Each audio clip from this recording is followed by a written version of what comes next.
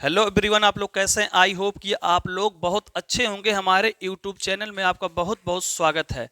My dear student, आज हम इस वीडियो में अम्ल का भौतिक गुण, अम्ल का रासायनिक गुण और अम्ल का उपयोग के बारे में अध्ययन करेंगे। ठीक, जैसा कि मैंने पिछले वीडियो में आपको अम्ल के परिभाषा, अम्ल की उत्पत्ति, है ना, यही सब बताया गया था आपको। और अम्ल के प्रकार के बारे में बताया गया था कि कैसे कैसे किसके आधार पर होता है। स्रोत के आधार पर हुआ था, सांद्रता के आधार पर हुआ था, उसकी प्रबलता के आधार पर हुआ था। तो मैंने अम्ल का प्रकार भी बता दिया था। लेकिन इस वीडियो में मुझे क्या अध्ययन करना है? भौतिक गुण, रासायनिक गुण और क्या उपयोग। ठीक, तो चलिए हम समझते हैं कि भौतिक गुण अम्ल का क्या क्या होता है। पहला पॉइंट तो सबको पता होगा कि अम्ल का भौतिक गुण क्या होता है, कि अम्ल स्वाद में क्या होता है? खट्टा होता है। यदि हम जो दुर्बल अम्ल है उसको यदि हम टेस्ट करें, जीभ पे रखें, तो उसका स्वाद कैसा आएगा? खट्टा आएगा। तो हम समझेंगे कि वह क्या है? अम्ल है। ठीक, तो पहला पॉइंट होगा कि अम्ल का स्वाद खट्टा होता है। जैसे इमली, सिरका, टमाटर, है ना, सेब, ये सब हमारे क्या है? दुर्बल अम्ल है। और इसका स्वाद हमेशा कैसा लगेगा? आपको खाने पर खट्टा ही लगेगा। तो पहला पॉइंट आ गया कि अम्ल का स्वाद क्या होता है? खट्टा होता है। दूसरा है, अम्ल नीले लिटमस पत्र को क्या कर देता है? लाल कर देता है। जो अम्ल है वो नीले लिटमस पत्र को क्या कर देता है? लाल कर देता है। आपको पता होगा कि लिटमस पत्र लाइकेन नामक पौधे से प्राप्त किया जाता है। और उस लाइकेन नामक पौधे से जो पत्र मिलता है, लिटमस पत्र मिलता है, यदि वह नीला है और अम्ल की रस उस पर डाल दिया जाए तो वह अम्ल नीले से, लिटमस पत्र नीले से क्या बन जाएगा? लाल बन जाएगा, है ना। तो पहला दूसरा हो गया कि अम्ल नीले लिटमस पत्र को क्या कर देता है? लाल कर देता है। इसका एक ट्रिक है, अनिल। क्या है? अनिल। ऐसे होता है अम्ल, और नी से होता है नीला, लय से क्या होता है? लाल होता है। तो आप ट्रिक से पता चल जाएगा कि अनिल है तो ऐसे अम्ल, नी से नीला, लय से लाल। तो अम्ल नीले लिटमस पत्र को क्या करता है? लाल करता है। तीसरा है, अम्ल धातुओं पर प्रहार करता है। अम्ल जो है धातुओं पर क्या करता है? प्रहार करता है। यदि मान लीजिए हमारे पास H2SO4 हो, HCl हो, है ना, क्या क्या बोला गया है? HCl हो, H2SO4 हो। ठीक, अब ये सब हमारे प्रबल अम्ल है। कैसे अम्ल है? प्रबल अम्ल है। अगर प्रबल अम्ल को लोहे पर डाल दिया जाए तो लोहे पर धीरे धीरे धीरे क्या करेगा? प्रहार करेगा, धीरे धीरे उसका क्षरण करेगा। इससे स्पष्ट होता है कि अम्ल धातुओं पर क्या करता है? प्रहार करता है। चौथी पॉइंट है, अम्ल अधिकतर संक्षारक प्रकृति के होते हैं। अम्ल जो होते हैं अधिकतर संक्षारक प्रकृति के होते हैं। संक्षारक का मतलब जो त्वचा पे जलन पैदा करे या कागज को, लकड़ी को क्या कर दे? नष्ट कर दे। इसीलिए उसे कहा गया है कि अम्ल अधिकतर कैसे होते हैं? संक्षारक प्रकृति के होते हैं, जो त्वचा पर जलन उत्पन्न करते हैं। और जलन उत्पन्न करने के साथ साथ इनकी जो क्रियाएं होती हैं, उन क्रियाओं में क्या करता है कि जैसे कपड़ा हुआ, कागज हुआ, लकड़ी हुआ, इन सब को भी क्या करता है? अपने अम्ल के प्रभाव के वजह से उसको नष्ट कर देता है।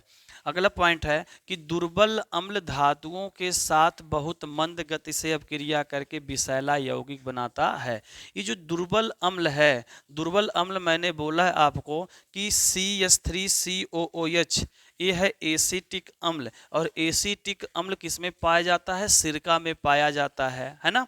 तो सिरका जो है एक दुर्बल अम्ल है। और इस दुर्बल अम्ल को यदि हम कह रहे हैं कि दुर्बल अम्ल धातुओं के साथ मतलब क्या?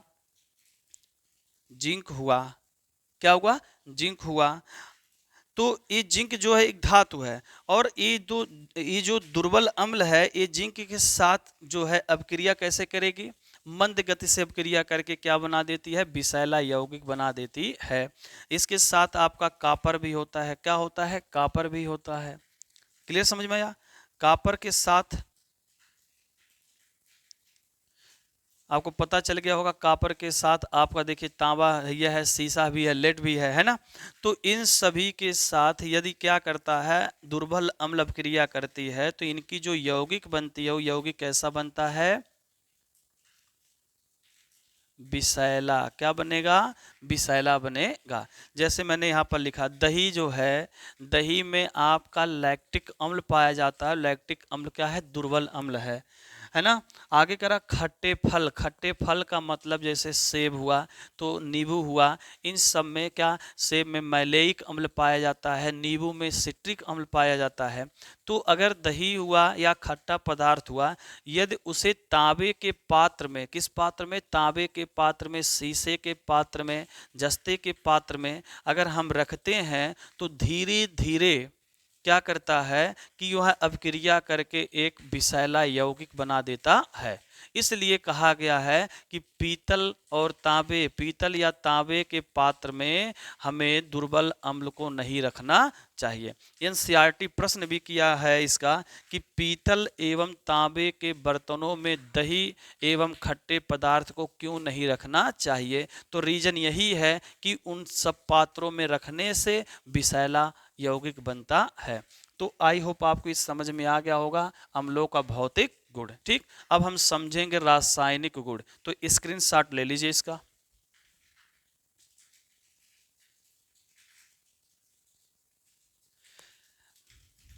देखिए लिखा है अम्लों का रासायनिक गुण लिखा हुआ है।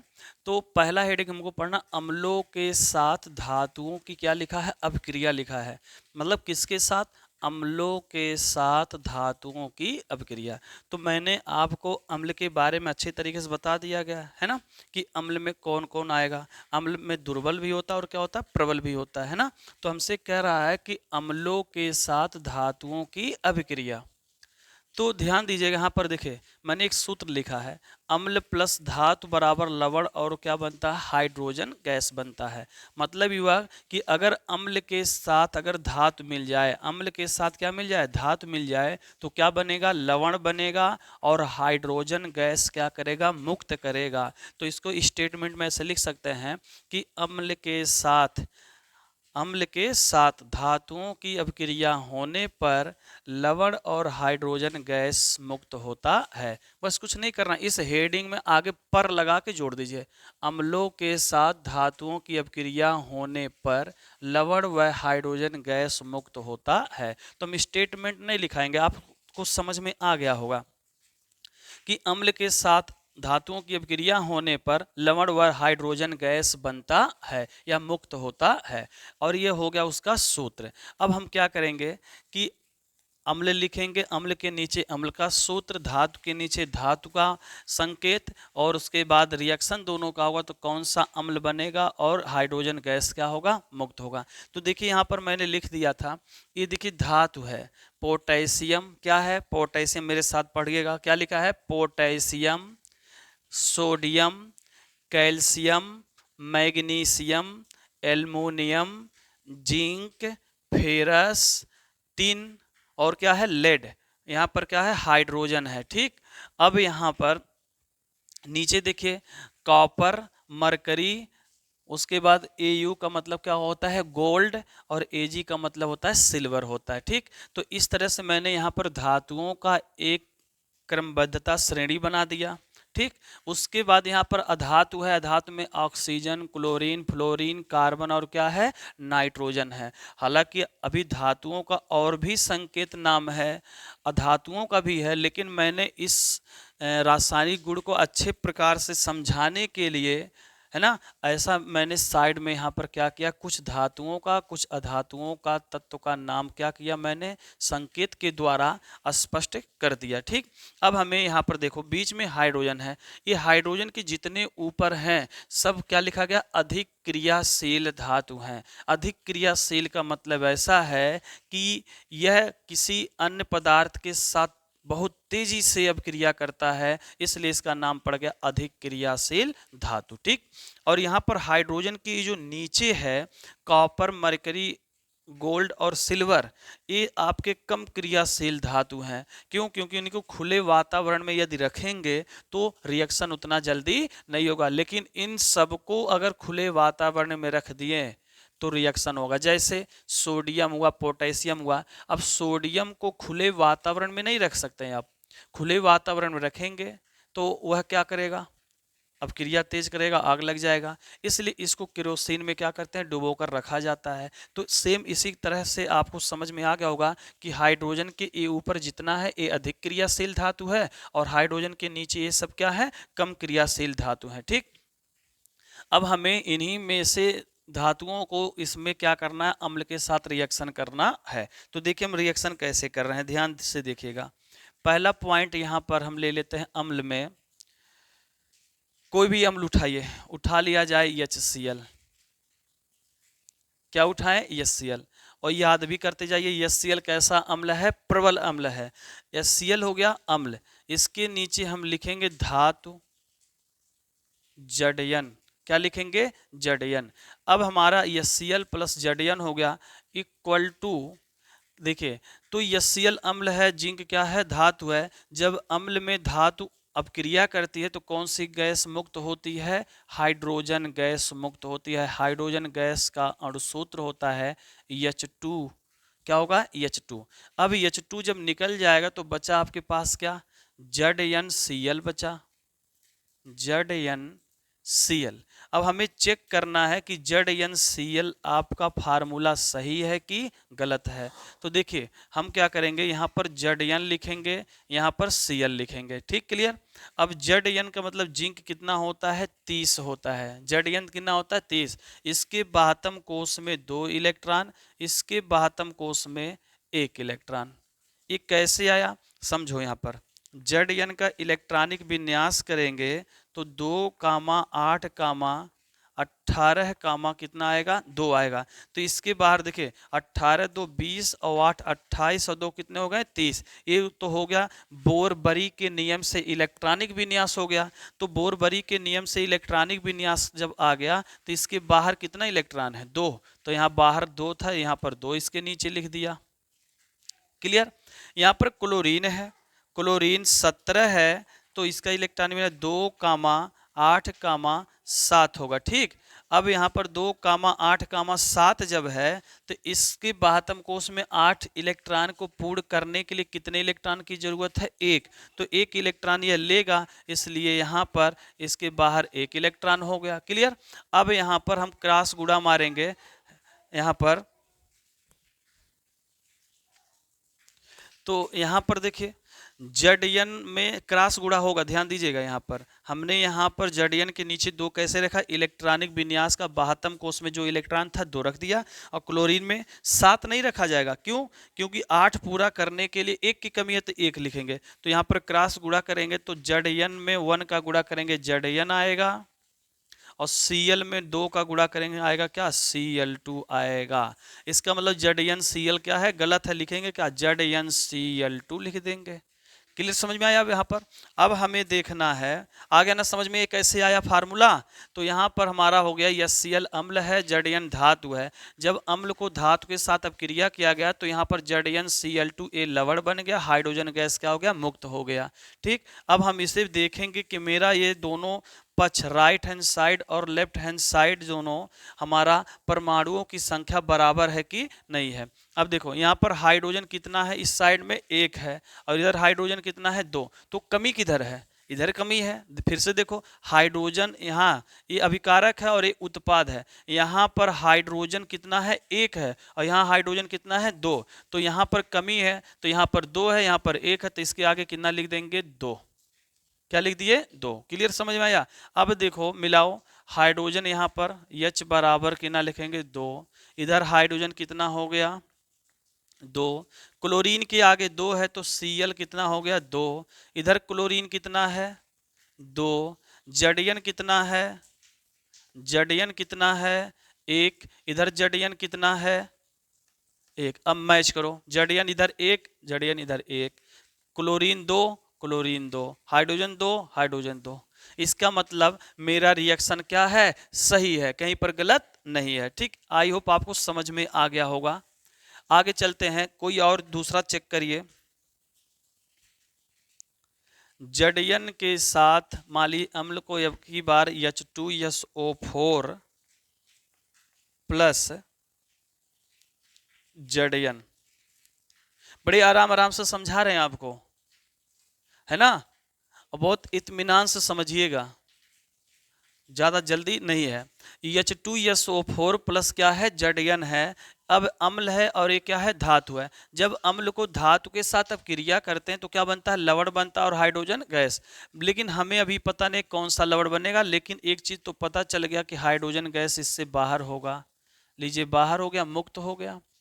अब यहाँ पर H2SO4 प्लस जड़यन, इसमें से H2 निकल गया कि नहीं निकल गया, देखिए H2 था, H2 बाहर हो गया, बचा है आपके पास जड़यन SO4, तो यहाँ हो जाएगा जड़यन SO4।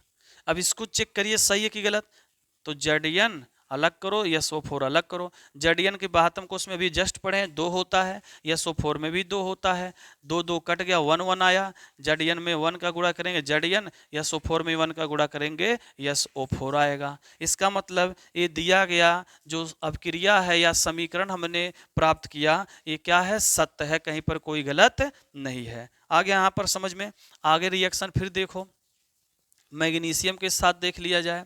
तो यहाँ पर अब की बार हम उठाते हैं H2SO4 प्लस Mg, हो गया ना। तो क्या लिखे हैं, H2SO4 प्लस क्या हो गया, Mg हो गया, अम्ल हो गया, ये धातु हो गया। अब यहाँ पर अम्ल के साथ धातु की अपक्रिया होती तो कौन सी गैस निकलेगी, हाइड्रोजन गैस निकलेगी, प्लस, हो गया। अब यहाँ पर हाइड्रोजन निकल गया, बचा है आपके पास क्या, MgSO4, MgSO4। अब इसको चेक करना कि सही है कि गलत। अब देखो, Mg हो गया, SO4, SO4 पर कितने आयन होते हैं, 2 होंगे। Mg है, Mg मतलब 12 इलेक्ट्रॉन होता है, तो 2 8 2, इसके भी बाहर कितना है, 2, 2 से 2 कटा, 1 1 आया। Mg में 1 का गुणा करेंगे Mg आएगा, SO4 में करेंगे, आया कि नहीं आया। इसका मतलब है कि अब आपको समझ में आ गया होगा अच्छे रूप से। तो ऐसे आप अम्ल के साथ एक एक धातुओं की क्या करेंगे, अभिक्रिया करेंगे, आप स्वयं करेंगे, और स्वयं करके चेक कीजिए कि मेरा जो अभिक्रिया है सही जा रहा है कि नहीं जा रहा है। तो आप हमें विश्वास दिलाइए, करेंगे, करेंगे ना, ठीक। तो ये जितने भी धातु हैं सब एक एक धातुओं के साथ, अम्लों के साथ अभिक्रिया करके आप लवण और हाइड्रोजन गैस मुक्त करके एक नया समीकरण प्राप्त कर सकते हैं, ठीक। अच्छा, अब देखो कुछ नोट है इसमें, क्या समझना है नोट में। ये जो कम क्रियाशील धातु हैं, ये अम्लों के साथ नो रिएक्शन, नो रिएक्शन का मतलब कोई अभिक्रिया नहीं करती है। उत्कृष्ट धातुएं हों या कम क्रियाशील की धातुएं हों, वह अम्लों के साथ कोई अभिक्रिया नहीं करती है। नोट ध्यान दीजिएगा, मैंने क्या बोला है आपको, अम्ल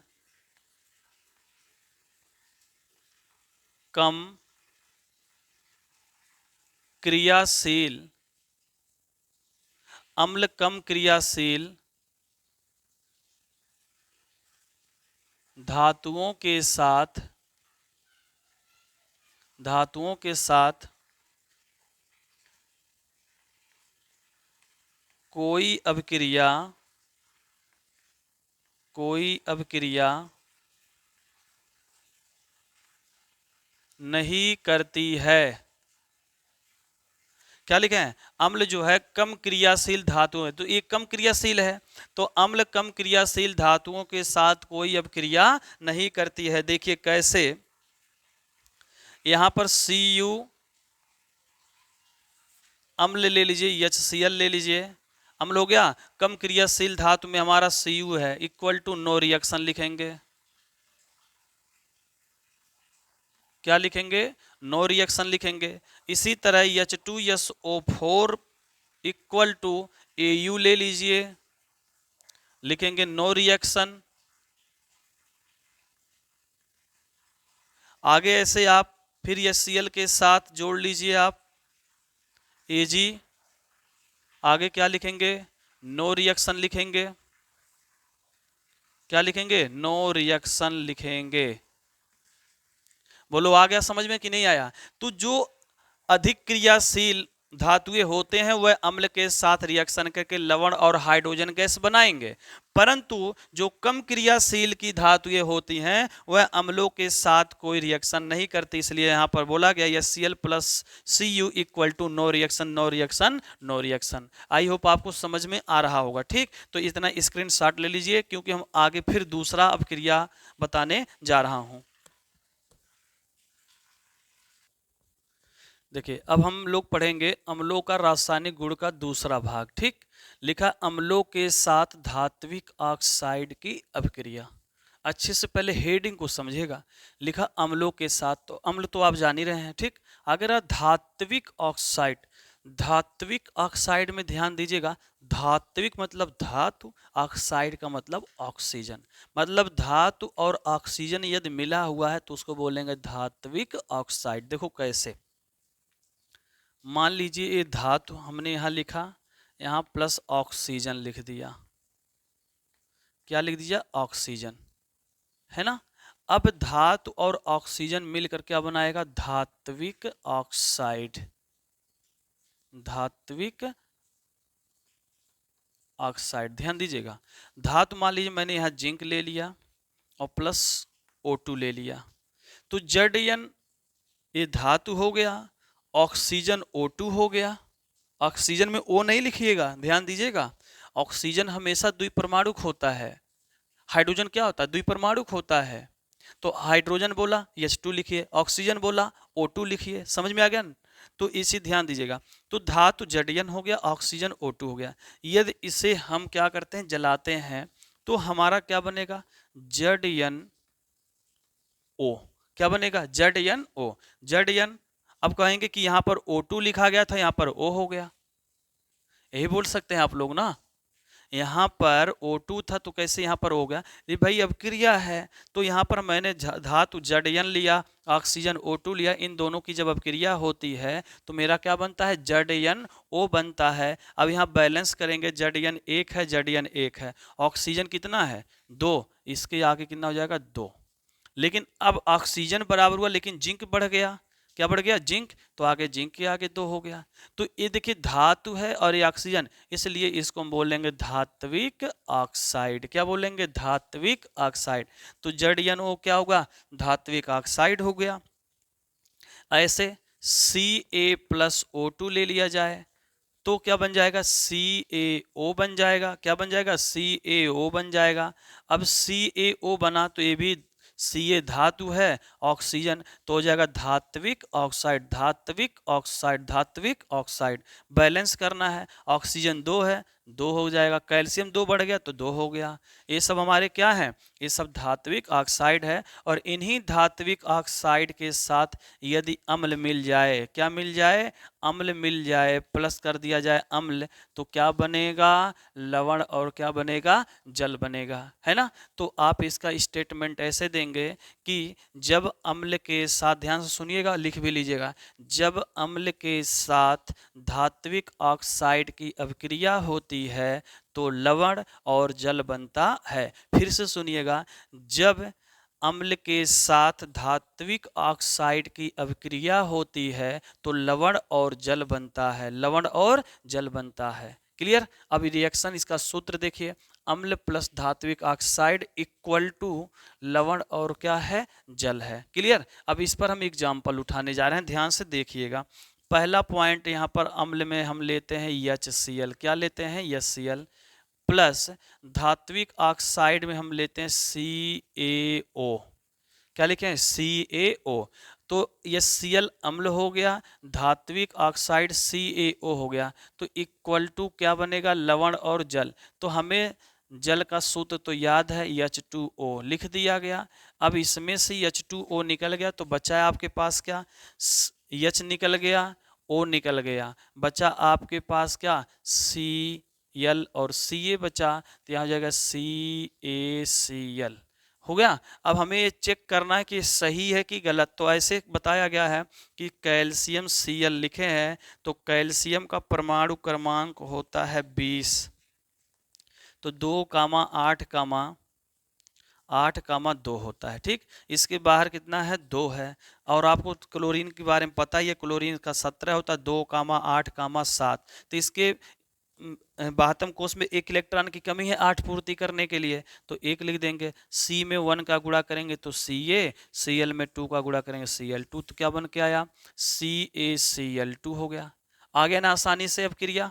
अब हमें देखना बैलेंस है कि नहीं है। बैलेंस का मतलब दोनों तरफ परमाणुओं की संख्या बराबर होनी चाहिए। क्लोरीन कितना है, 2 है। क्लोरीन कितना है, 2 है। और यहाँ क्लोरीन कितना है, 1। तो इसके आगे कितना लगा देंगे, 2 लगा देंगे। आया ना।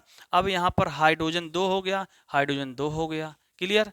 कैल्शियम 1 है, कैल्शियम 1 है। क्लोरीन के आगे 2, क्लोरीन 2 हो गया। ऑक्सीजन 1 है, ऑक्सीजन 1 है। समझ में आ रहा है ना। यदि न समझ में आए तो आप वहाँ से आप खड़े होकर एक बार हमसे पूछ लीजिए कि सर जी हमें नहीं आ रहा है, फिर से एक बार समझा दीजिए। लेकिन हमें जहाँ तक अपने आप में विश्वास हो रहा है कि मैं इस तरह समझा रहा हूँ ताकि आपको पूछने का कोई अवसर ना दूं। ठीक है ना। तो ठीक, नहीं पूछना है नहीं, तो ये समझ में आ गया ना। और हम ऐसे 1-2 रिएक्शन देखते हैं, ध्यान दीजिएगा। 1-2 रिएक्शन और देख लीजिए। हम अब की बार फिर HCl उठाएंगे, CuO। HCl अम्ल हो गया, CuO मतलब धात्विक ऑक्साइड, धात्विक ऑक्साइड। इन दोनों का रिएक्शन करेंगे तो लवण और जल बनेगा। तो जल पहले हम लिख देंगे। बचा आपके पास क्या, ध्यान दीजिएगा, H और O बाहर हो गया, H भी बाहर, O भी बाहर। बचा आपके पास CuCl बचा है, तो CuCl2 हो जाएगा, है ना। बैलेंस जरा चेक कीजिए, दोनों तरफ बराबर है कि नहीं है, क्योंकि यहाँ पर क्लोरीन 1 है, यहाँ पर क्लोरीन 2 है, आगे 2 लगा दीजिए। हो गया ना बराबर, कोई दिक्कत किसी को नहीं है। अब आगे हम देखिए, बताते हैं आपको।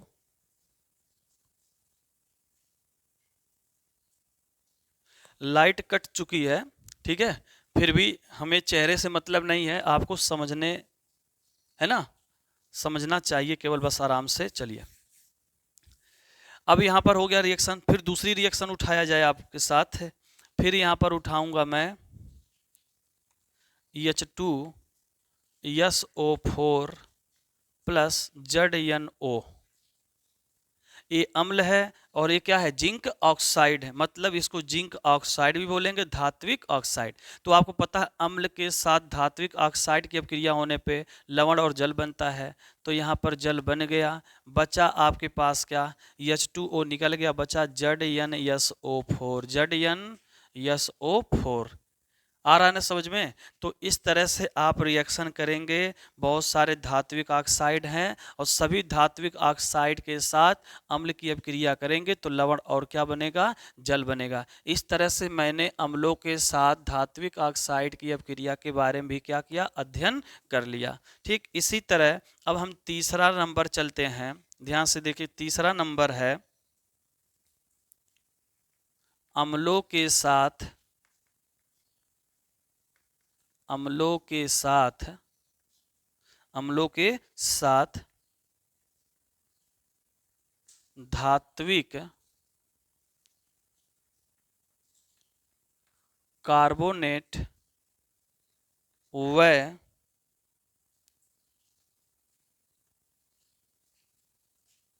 हाइड्रोजन कार्बोनेट के साथ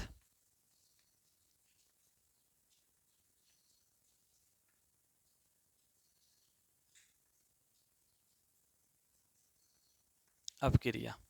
अम्लों के साथ धात्विक कार्बोनेट व हाइड्रोजन कार्बोनेट के साथ क्या लिखा है, अपक्रिया लिखा है।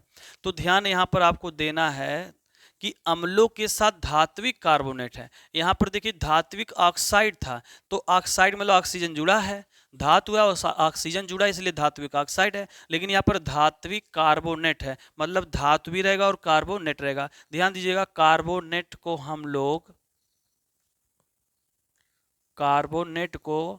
दर्शाते हैं CO3 से, याद रहे। कार्बोनेट को किससे दर्शाएंगे? CO3 से। कार्बोनेट को किससे दर्शाएंगे? CO3 से। तो अब देखिए यहाँ पर अगर देखा जाए रिएक्शन तो क्या बनेगा, ये चीज आपको पता होना चाहिए कि अम्ल के साथ धात्विक कार्बोनेट मिलता है ना, या अम्ल के साथ हाइड्रोजन कार्बोनेट मिलता है या क्रिया करता है तो क्या प्राप्त होता है। तो आपको पता होना चाहिए कि लवण बनता है, जल बनता है और कार्बन डाइऑक्साइड गैस मुक्त करता है। जैसे सूत्र हम बनाते हैं, ध्यान दीजिएगा, इधर हो गया अम्ल, क्लियर, प्लस हमने यहां लिख दिया धात्विक कार्बोनेट इक्वल टू बनेगा लवण जल प्लस कार्बन डाई ऑक्साइड। बन गया ना, इसको आप फिनिश कर सकते हैं, कोई दिक्कत नहीं है ना। तो यहां पर देखिए अम्ल प्लस धात्विक कार्बोनेट इक्वल टू लवण जल तथा कार्बन डाई क्या है? ऑक्साइड है। अगर अम्ल में धात्विक कार्बोनेट को मिला दिया जाए तो लवण प्लस जल प्लस क्या है? कार्बन डाई ऑक्साइड है। और यहीं पर अगर अम्ल प्लस हाइड्रोजन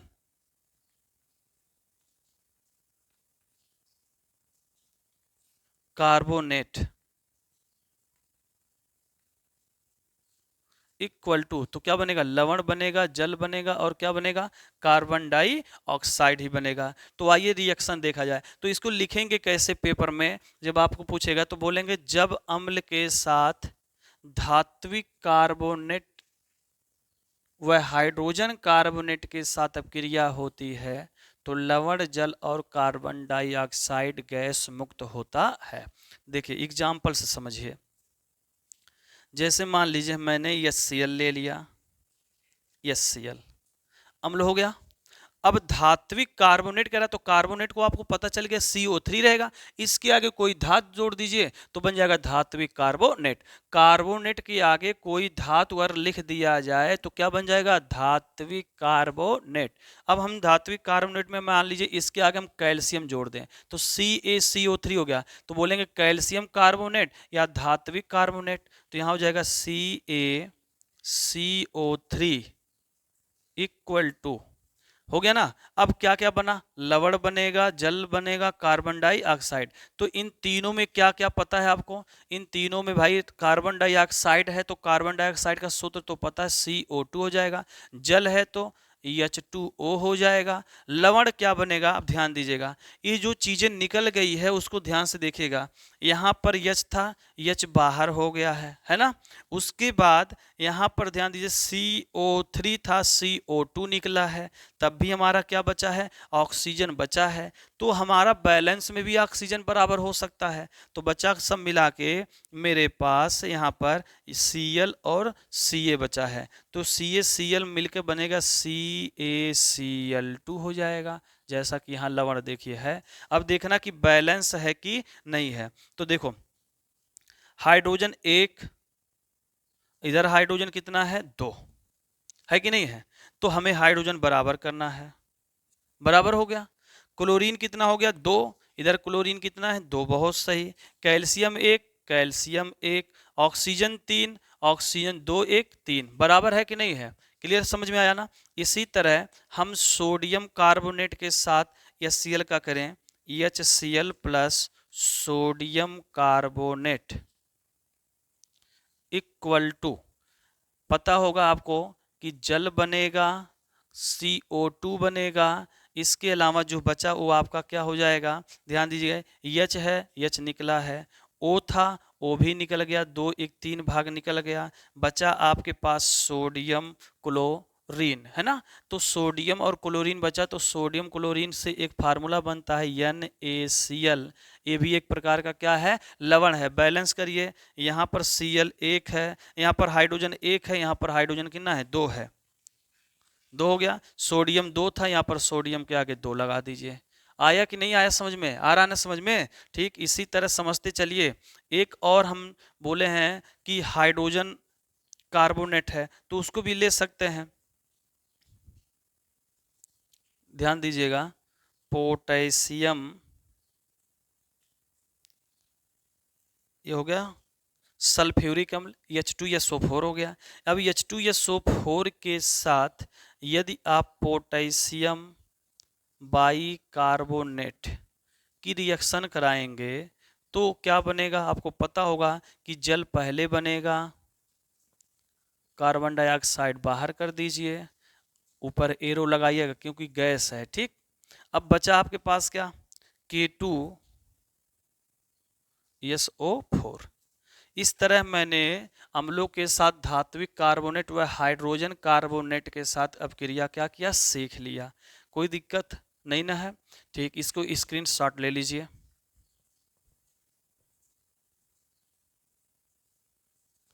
देखिए, हमने अम्लों का भौतिक गुण, अम्लों का रासायनिक गुण सीख गया। ठीक, अब है अम्लों का उपयोग, है ना। अम्लों का उपयोग में देखिए मैंने तीन उपयोग, बहुत सारे अम्ल के उपयोग मैंने नहीं लिखा है, बस यहाँ पर जो मेन था, जो इम्पोर्टेंट था, जो हर साल बोर्ड पेपर में पूछता है, उसी से रिलेटेड मैंने क्या किया है, उपयोग बताया है। पहला है HCl का उपयोग, मतलब हाइड्रोक्लोरिक अम्ल का उपयोग कहाँ होता है, क्लोरीन गैस बनाने में होता है।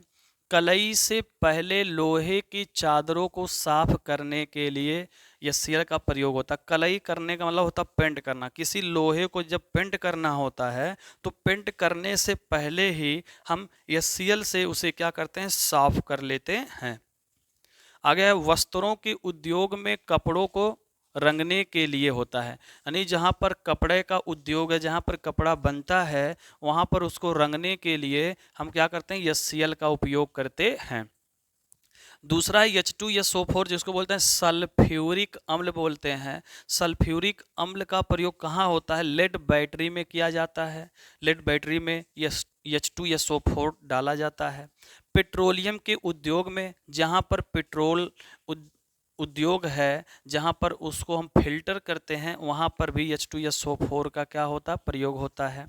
उर्वरक बनाने में, जो खाद यूरिया होते हैं, उसमें भी प्रयोग किया जाता है। आगे कृत्रिम रेशा बनाने में। ठीक, इसी तरह HNO3 है। HNO3 का मतलब होता है नाइट्रिक अम्ल। ध्यान सुनिए क्या बोले हैं, कभी कोई पूछ लेता है नाइट्रिक अम्ल का सूत्र क्या है, तो नाइट्रिक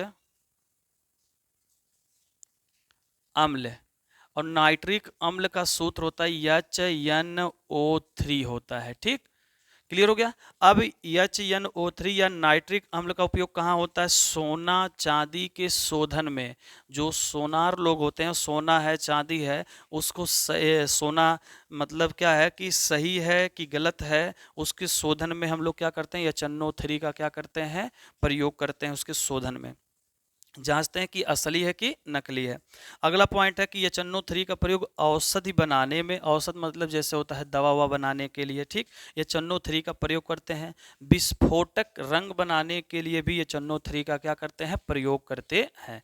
तो आई होप आपको समझ में आ गया होगा कि आज हम इस वीडियो में अम्लों का भौतिक गुण, अम्लों का रासायनिक गुण और अम्लों का उपयोग क्या किया, अध्ययन किया। ठीक, इसमें एक चीज़ और हम बताना चाहते हैं, जो HNO3 है ना, जैसे मैंने इसी में बताया, इसी वीडियो में बताया कि अम्ल धातु के साथ अपक्रिया करके लवण और हाइड्रोजन गैस तो मुक्त करता है, लेकिन उसी अम्ल में एक ऐसा अम्ल है जिसका नाम है नाइट्रिक अम्ल, HNO3।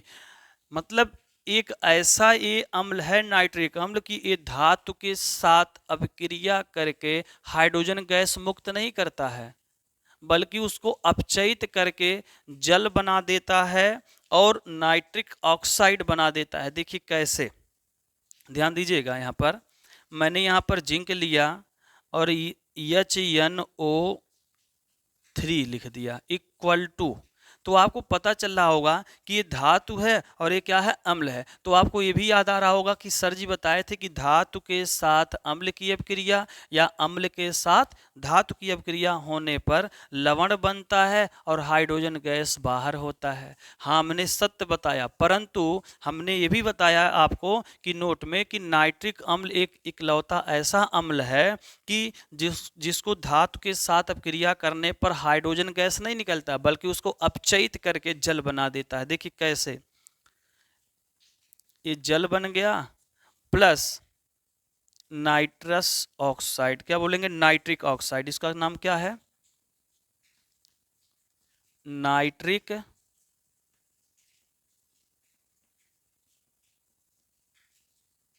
ऑक्साइड हो गया, और इसका नाम तो जान ही रहे हैं, ये क्या है, जल है। ठीक, अब इसके अलावा जो बचा है वो लवण ही तो है। अब वो कौन सा लवण है, ध्यान दीजिएगा, Zn+HNO3 है ना। तो यहाँ से देखिए हमने जल प्राप्त कर लिया और नाइट्रिक ऑक्साइड प्राप्त कर लिया। जो बचा है वो है आपका ZnNO3 का होल ट्वाइस।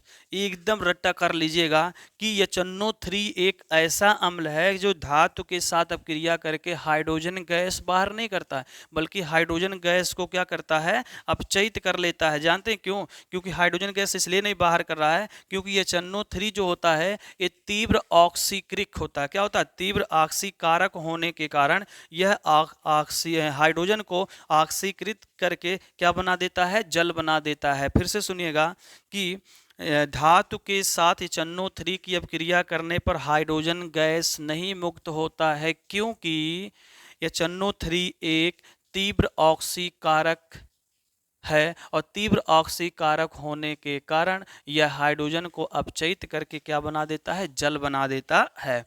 ठीक, और जब और स्वयं को अपचयित होकर एक नाइट्रिक ऑक्साइड का भी निर्माण कर देता है। ठीक, अब शेष जो बचा वो क्या है, आपका लवण है। अब इसको बैलेंस करना है तो कैसे करेंगे, ध्यान दीजिएगा। यहाँ पर हाइड्रोजन 1 है, यहाँ पर हाइड्रोजन कितना है, 2 है। क्लियर, समझ में आया ना। यहाँ पर ऑक्सीजन 3 है, यहाँ पर ऑक्सीजन 1 और 2 और 3 दूना 6, 2 कितने हो गए, 8। अब यहीं पर दिमाग लगाना है, यहाँ पर ऑक्सीजन 2 3 दूना 6, 1 7 और कितने हो गए, 8 हो गए, है ना। और इधर ऑक्सीजन कितना है, 3 ही है। हम क्या करेंगे, इसको बराबर करेंगे। क्या करेंगे, बराबर। तो कैसे बराबर होगा, ध्यान दीजिएगा।